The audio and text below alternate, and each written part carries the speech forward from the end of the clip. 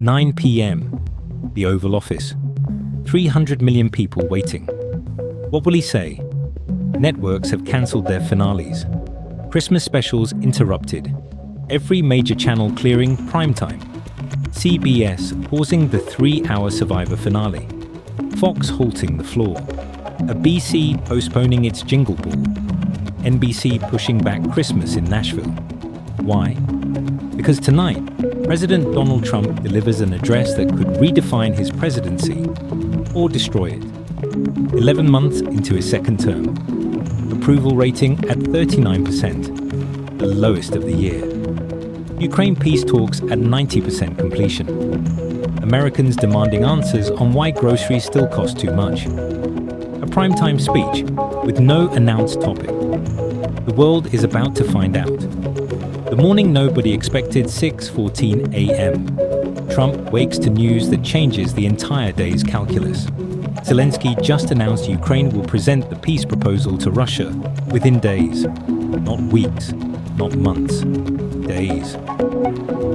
After 2 days of marathon negotiations in Berlin, after Steve Witkoff and Jared Kushner spent 7 hours hammering out details, after 11 European leaders pledged support, after Article 5-like security guarantees were drafted, the moment has arrived. The proposal is ready.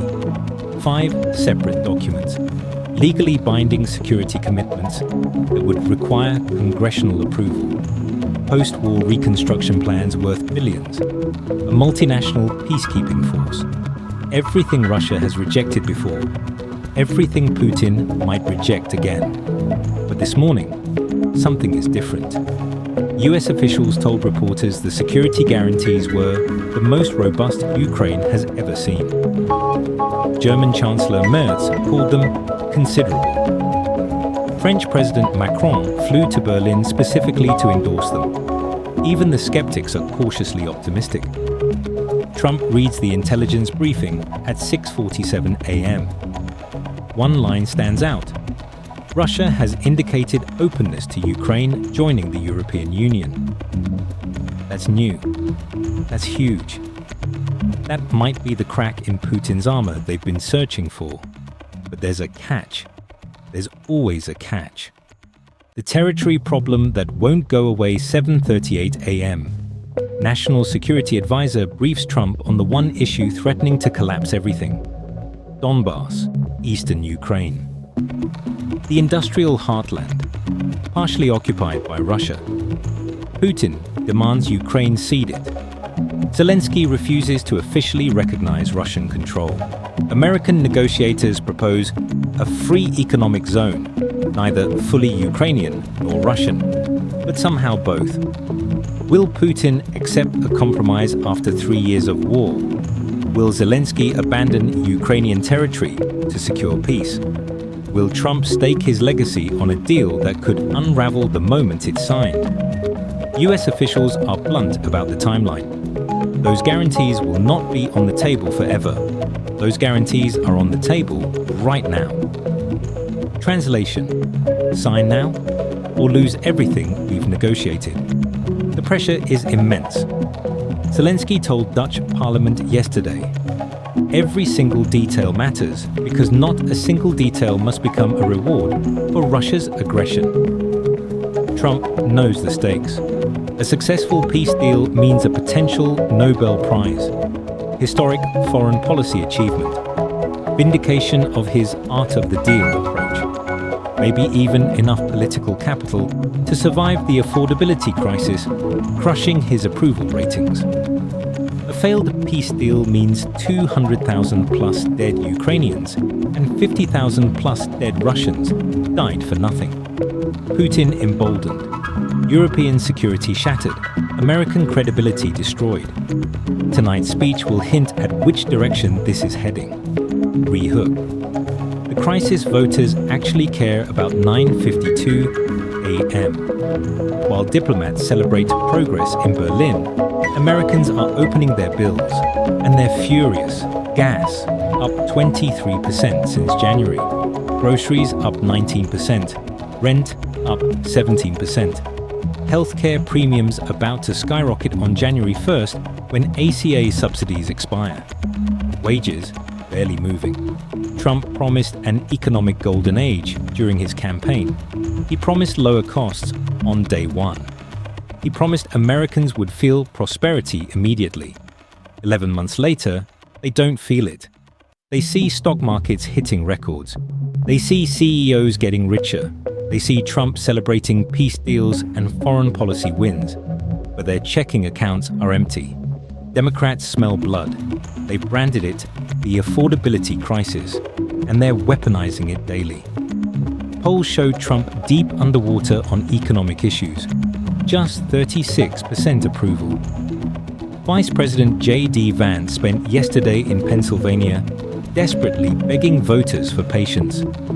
Rome wasn't built in a day. But voters aren't Romans. They're Americans, and their patience expired months ago. White House Press Secretary Caroline Leavitt promised today's speech would tout historic accomplishments over the past 11 months. She mentioned border security.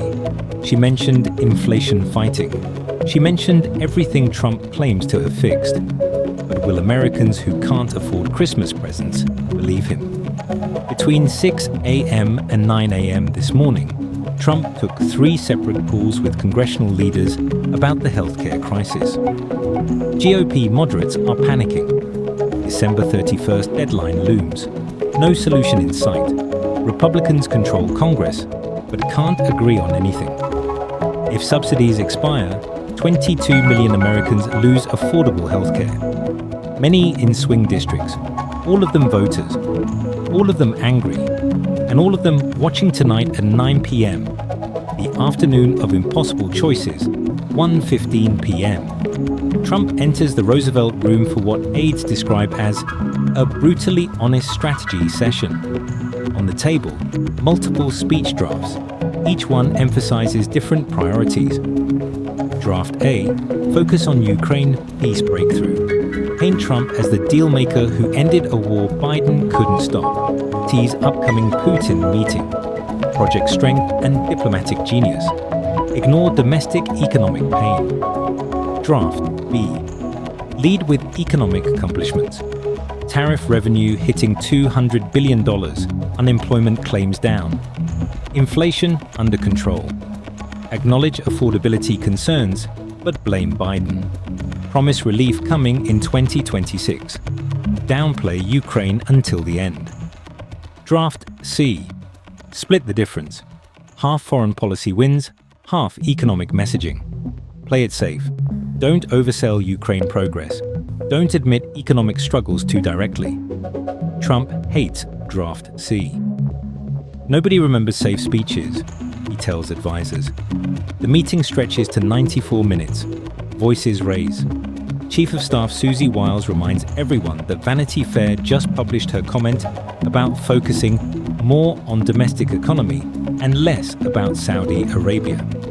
That quote is already being used against them. Secretary of State Marco Rubio argues for leading with Ukraine. This could be historic. This could be your Nixon to China moment. But political advisors counter with polling data. Voters don't care about Ukraine. They care about groceries. They care about gas prices. They care about whether their kids can afford college. Trump's instinct? He wants to do both. He wants to project strength abroad and promise relief at home. But can you sell peace in Ukraine while Americans are at war with their credit card statements? The Putin problem, 3:47 p.m. Intelligence update lands on Trump's desk. Moscow's response to the Berlin talks. Kremlin spokesman Dmitry Peskov's statement. We haven't seen the final text. We want comprehensive peace, not a Christmas truce that lets Ukraine rearm. Not an outright rejection, but not acceptance either. Putin is calculating. He's watching Trump's approval ratings crater. He's seeing American voters turn against foreign entanglements. He's betting that Trump needs a win more than Russia does. And Putin might be right. Christopher Tuck from King's College London told NBC News, It's highly unlikely Putin will buy into this. The draft includes clauses that stand in diametric opposition to Russian policy. John Loff from New Eurasian Strategy Center. The multinational peacekeeping force is a clear red line for Putin. Russian Foreign Minister Sergei Lavrov reminded everyone today that any deal must include key proposals based on understandings reached in Anchorage, referring to Trump's August meeting with Putin, where territory concessions were allegedly discussed. Translation: Putin wants land. Zelenskyy won't give land. Trump needs both to agree. And tonight he has to sell Americans on why any of this matters to them. The phone call log shows Trump spoke with Putin twice this week, once Monday, once early Tuesday morning. The contents remain classified, but sources say Putin is engaging constructively while simultaneously moving 15,000 additional troops toward Donetsk. Engaging or stalling, negotiating or manipulating. Nobody knows for certain. And tonight at 9 p.m., Trump has to project confidence he might not actually feel. The final 4 hours at 5 p.m., Trump leaves the Roosevelt Room. Final speech draft selected. Teleprompter being loaded. Makeup team standing by. Networks confirming broadcast arrangements. CBS has prepared technical staff for potential extended speech. Code for "we have no idea how long he'll talk." Trump famously ignores teleprompters. His Pennsylvania speech last week ran 78 minutes despite being scheduled for 40. Between 5 p.m. and 7 p.m., Trump takes rapid-fire calls. 5:23 p.m., Zelenskyy. 14 minutes. Discussion about when to present the proposal to Putin. Zelenskyy wants guarantees firmed up first. Trump wants momentum maintained. Both want credit for the breakthrough. 5:47 p.m. House Speaker Mike Johnson. 8 minutes. Healthcare crisis update. Still no solution. Johnson warns that vulnerable Republicans are getting death threats from constituents terrified of losing healthcare coverage. 6:19 p.m. J.D. Vance calling from Pennsylvania. Reports that his patience message isn't landing. Voters are angry now, not willing to wait for 2026. 6:34 p.m. Marco Rubio. 22 minutes. Syria situation update. 3 Americans dead. ISIS suspects arrested by Syrian forces. America's controversial new ally. Retaliation plans finalized, but on hold pending tonight's speech timing. 6:58 p.m. Chief of Staff Susie Wiles. Final walkthrough of speech structure. Trump makes last-minute changes with a Sharpie on his printed copy. 7:15 p.m. Last call. Unknown number. Sources say it might have been Putin, but White House won't confirm. What Americans want versus what Trump needs. 7:45 p.m. As Trump prepares in the residence, two realities collide. What Americans want to hear: your groceries will cost less next month. Your healthcare is safe. Your paychecks are going up. Help is coming immediately. What Trump wants to say: I'm ending wars, securing peace, making historic deals, proving I'm the greatest negotiator in history. The gap between those two messages might be unbridgeable. NPR reported this week that Trump claims to have solved 8 conflicts in 8 months. Some are holding, some are unraveling. Armenia, Azerbaijan, still tense. DRC, Rwanda. Fighting continued even as leaders signed Trump's peace deal in Washington. India, Pakistan. Modi publicly disputed Trump's role, triggering 50% tariffs on Indian goods in retaliation. Even Trump's biggest success, the Israel-Gaza ceasefire, is shaky. Saturday's strike that killed a Hamas commander was allegedly an Israeli violation. US officials publicly scolded Netanyahu. The ceasefire hasn't collapsed. Yet. Trump's peace deals work until they don't. And tonight he needs Americans to believe this Ukraine deal will be different. Meanwhile, the Gallup poll showing 39% approval haunts every decision, less than a year from midterm elections. Historical data says presidents with sub 40% approval